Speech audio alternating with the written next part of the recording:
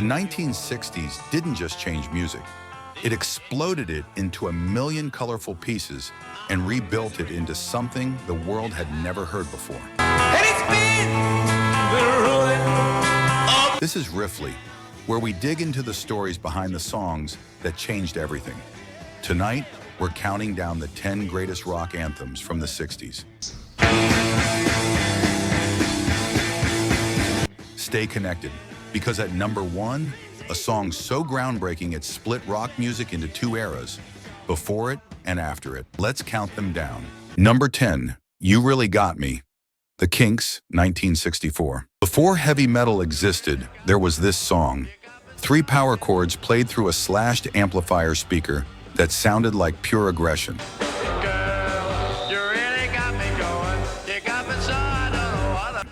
You Really Got Me by the Kinks is where hard rock was born, right there in a small London studio in 1964. Ray Davies wrote this song, but it was his younger brother Dave who created the sound that would change everything. Dave took a razor blade to his amplifier speaker, cutting it up until it produced that raw, distorted crunch. The result was a guitar tone nobody had ever heard before. Dirty, mean, and absolutely explosive. The song almost didn't happen. Their record label hated the first version, calling it too rough, too aggressive, so the band went back, recorded it again, and made it even rawer. That rebellious energy paid off.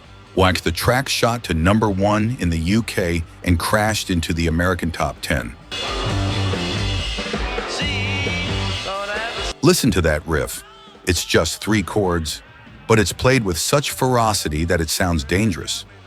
Pete Townshend of The Who later admitted he was inspired by this exact song when creating his own power chord style. Jimmy Page called it a major influence. Van Halen covered it. This simple 3-chord attack became the blueprint for hard rock. The Kinks were never trying to be polite. They were 4 working-class kids from North London who wanted their music to sound like how they felt, raw, frustrated, and ready to explode. You Really Got Me captured that perfectly.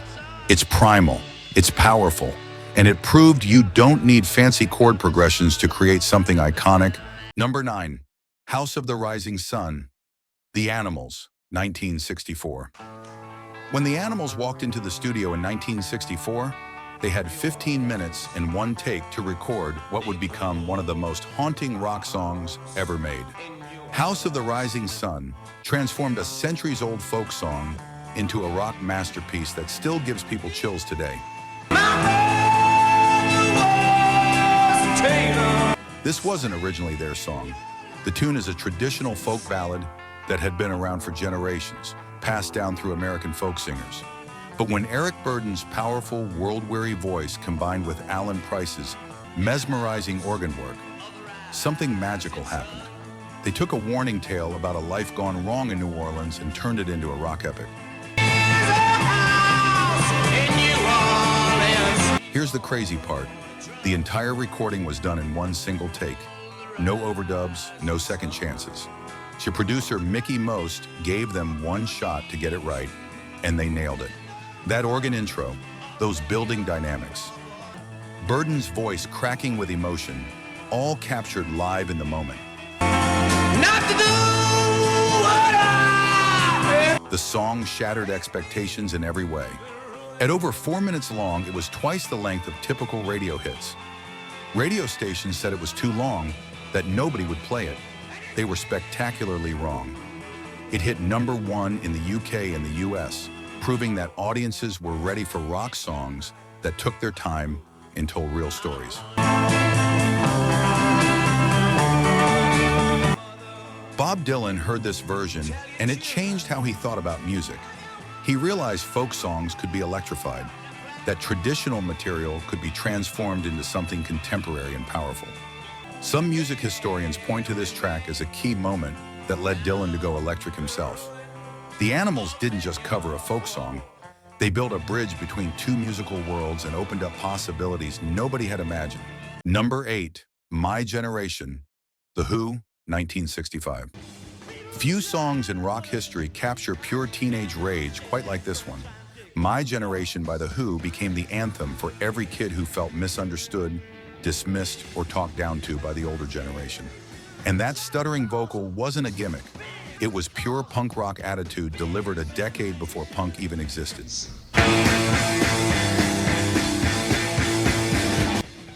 Pete Townshend wrote this song after a frustrating encounter where someone criticized the band for being too loud, too young, too everything. He channeled that anger into 3 minutes of raw defiance. Roger Daltrey delivered the vocals with a stutter that made him sound both aggressive and vulnerable at the same time. Some people thought he was mocking people with speech impediments. But Daltrey later explained it was meant to sound like someone too angry to get the words out properly. Then there's John Entwistle's bass solo. In 1965, bass players stayed in the background. They kept time and didn't showboat. Entwistle said absolutely not and delivered one of the first true bass solos in rock history, aggressive, melodic, and impossible to ignore. That moment alone influenced countless bassists who came after. The song's message was crystal clear and unapologetic. Hope I die before I get old. It wasn't about actually wanting to die young. It was about never wanting to become the kind of boring, judgmental adult who forgot what it was like to be young and alive. That line became a generational battle cry. The Who performed this song with violent energy. They'd smash their instruments at the end, turning the performance into a statement about the temporary nature of everything. That destructive finale became their signature. But it all started with this song, this moment of pure youthful defiance that refused to be ignored. Number 7, Born to Be Wild, Steppenwolf, 1968. The moment that opening guitar riff hits, you can practically smell the gasoline and feel the wind. Born to Be Wild by Steppenwolf became the ultimate freedom anthem, the song that defined the outlaw spirit of the late 60s and basically invented the term heavy metal. Mars Bonfire wrote this song inspired by a poster he saw about the expanding superhighways across America. He imagined the freedom of just getting on a motorcycle and disappearing into the horizon. When Steppenwolf recorded it in 1968, they created something that sounded exactly like that feeling: powerful, untamed, and dangerous. Here's a piece of rock history most people don't know. This song contains the first use of the phrase heavy metal thunder in popular music. When that one lyric coined a term that would define an entire genre. Bonfire wasn't trying to name a musical movement. He was just describing the sound of motorcycles roaring down the highway. But those two words stuck and changed music forever. The song exploded in popularity after appearing in the film Easy Rider in 1969. That movie, with its themes of freedom, rebellion, and the open road, was the perfect match for this track. The opening scene, with Peter Fonda and Dennis Hopper riding their choppers across America while this song blasted, became one of the most iconic moments in cinema history.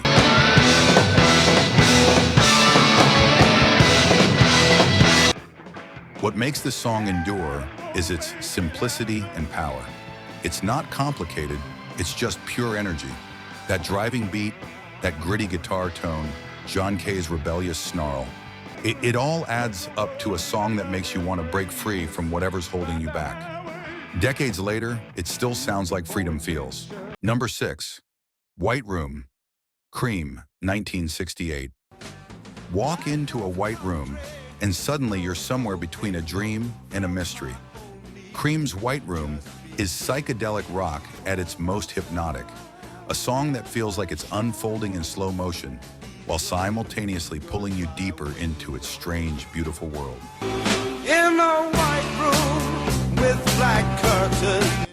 Eric Clapton, Jack Bruce, and Ginger Baker were three virtuosos who could barely stand each other by 1968, but somehow their creative tension produced masterpieces. White Room came from the album Wheels of Fire, recorded during a time when the band was fracturing under the weight of egos, exhaustion, and constant touring. The lyrics, written by poet Pete Brown, are deliberately surreal and open to interpretation. Images of silver horses, black roof country, and in crowded stations create a dreamlike atmosphere that never quite reveals its full meaning. That ambiguity became part of the song's power. Listeners could project their own experiences and emotions onto these mysterious verses. But let's talk about that opening. That wah-wah guitar riff is instantly recognizable, winding and hypnotic, pulling you into the song's strange world before the vocals even begin. Clapton's guitar work throughout is restrained but purposeful, serving the song rather than dominating it. And when the solo finally arrives, it's a perfect release of built-up tension. The song's production was groundbreaking for its time. The use of space, the layering of instruments, the way everything breathes and evolves, this was studio craft at its finest.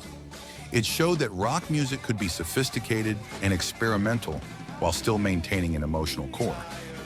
White Room proved that psychedelic rock could be both accessible and artistically ambitious, a balance few bands ever achieved. Number 5, Sunshine of Your Love, Cream, 1967. That opening riff is one of the most recognizable 4 bars in rock history. Heavy, hypnotic, and utterly irresistible. Sunshine of Your Love by Cream took blues rock and supercharged it into something heavier and more psychedelic than anything that came before.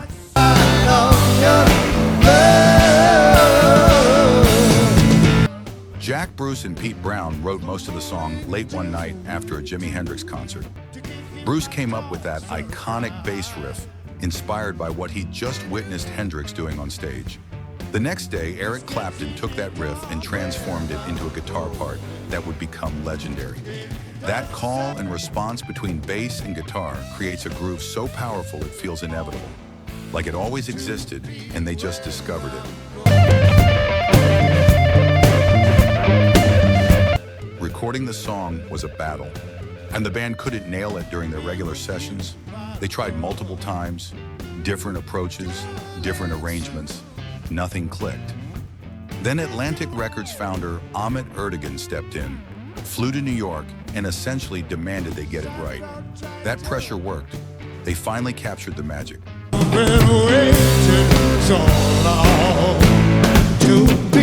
The lyrics are surprisingly straightforward for a psychedelic era song. It's a love song, pure and simple. But the way it's delivered, with that heavy drug groove and Clapton's stinging guitar work, transforms those simple sentiments into something transcendent. When Clapton's solo kicks in, it's like the sun actually rising, bright, warm, and absolutely glorious.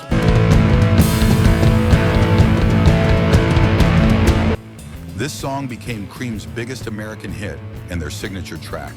It crossed over from rock fans to mainstream audiences, issued from guitar players who wanted to learn that riff to casual listeners who just loved the vibe. MTV later ranked it as one of the greatest guitar songs ever, and it's been covered and sampled countless times. That opening riff alone has probably sold 1 million guitars. Number 4, Purple Haze, The Jimi Hendrix Experience, 1967. In early 1967, Jimi Hendrix walked into a London studio and recorded a song that sounded like it came from another dimension. Purple Haze didn't just push boundaries, it obliterated them, announcing to the world that a new guitar god had arrived and nothing would ever be the same. Hendrix wrote this song on December 26, 1966, backstage at a club in London. The opening riff, that dissonant, otherworldly tritone that makes the hair on your neck stand up, came to him fully formed. Some call that interval the devil's interval because of its unsettling sound. Medieval churches banned it. Hendrix made it iconic. Tomorrow, or just the end of time. The lyrics are pure psychedelic poetry. Purple haze all in my brain. Lately things don't seem the same. People assumed it was about drugs, specifically LSD. Or Hendrix always denied that, claiming it was inspired by a dream and a science fiction story he'd read. Whatever the truth, those words captured the disorienting, mind-bending experience of the late 60s counterculture perfectly. But the real star is that guitar. Hendrix played his Fender Stratocaster through a wall of effects, fuzz, distortion, wah, creating textures and sounds that guitarists didn't know were possible. He bent notes in ways that seemed to defy physics, made feedback sing, and turned his guitar into an instrument that could scream, cry, and whisper. Recording engineer Eddie Kramer said watching Hendrix work was like witnessing magic. The song only reached number 3 in the UK and number 65 in the US initially, but its influence was immediate and massive. Every guitarist alive wanted to know how he got those sounds. Eric Clapton heard it and allegedly questioned his entire approach to the instrument. Jimmy Page studied every note. Purple Haze wasn't just a hit, it was a masterclass in what electric guitar could be, and it's still teaching lessons today. Number 3, Good Vibrations, The Beach Boys, 1966. Most bands go into the studio and record a song in a few hours. Brian Wilson spent 6 months and 90 hours of studio time creating Good Vibrations, bouncing between 4 different studios and running up a then astronomical bill of $50,000. The result was a 3.5-minute masterpiece that redefined what pop music could be.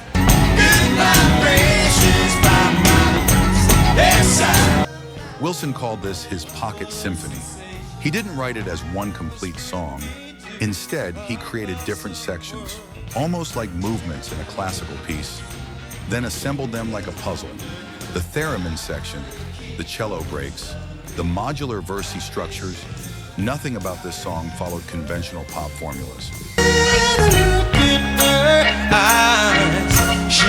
The theremin, that eerie, otherworldly instrument you hear swooping through the song, which became its most distinctive element. Wilson brought in an electro-theremin, a rare keyboard that mimicked a theremin sound, to create those haunting glissandos.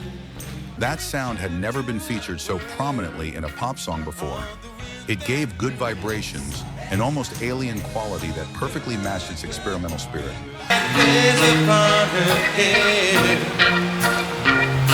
But Wilson wasn't just being experimental for its own sake. He was chasing a feeling, trying to capture in sound what he heard in his head.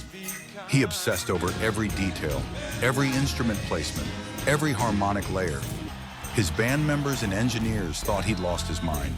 The record label worried he was wasting their money. Wilson kept working until it was perfect.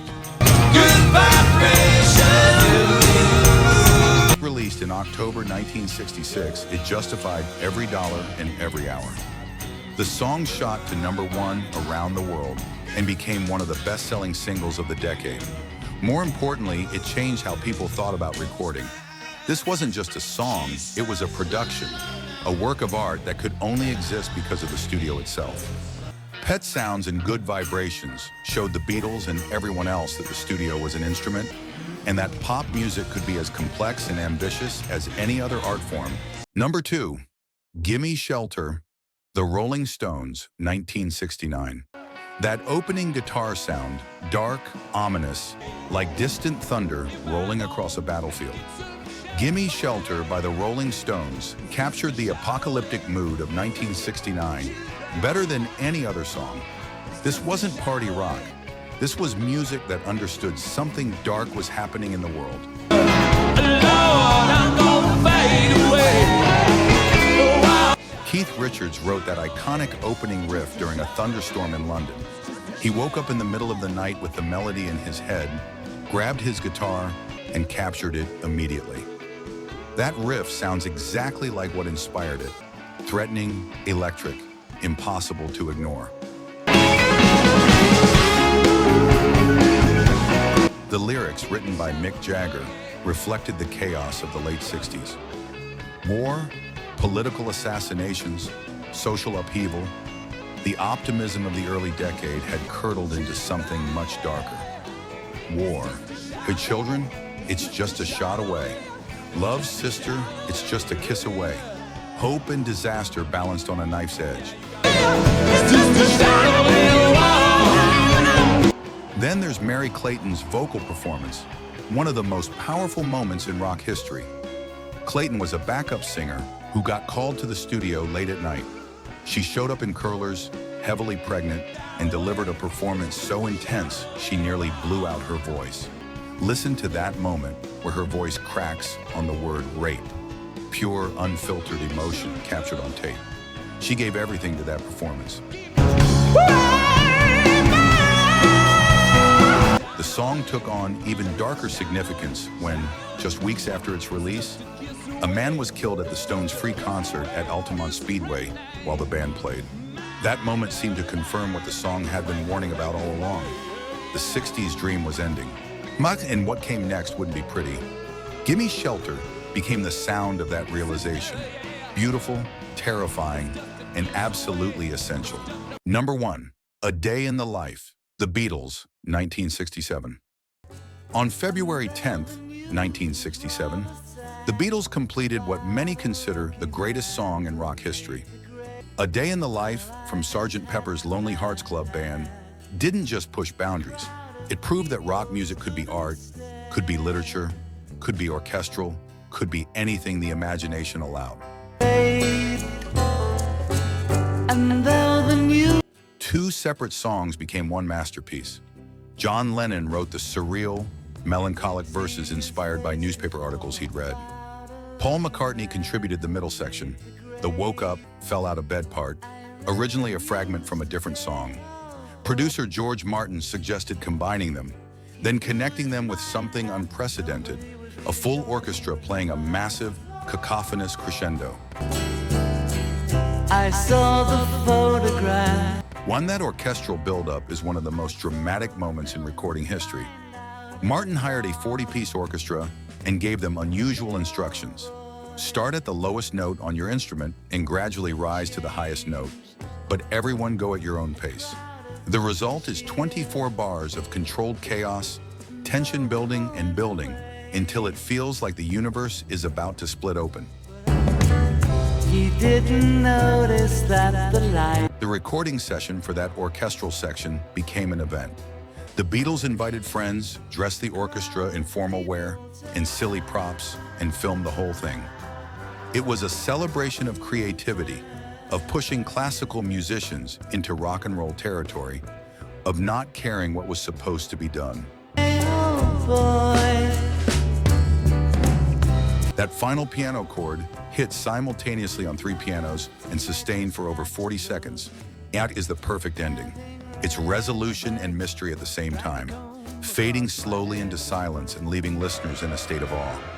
Engineers had to turn the recording levels up higher and higher to capture the full decay of that chord. Woke up, fell out of. A Day in the Life changed everything. It proved rock albums could be cohesive artistic statements. It showed that pop music could incorporate orchestras, experimental techniques, and serious themes. Bob Dylan called it the pinnacle of what popular music could achieve. It's been analyzed, celebrated, and studied for decades, and it still sounds groundbreaking today. This is where the Beatles showed the world that rock and roll had grown up, and there were no limits to where it could go next.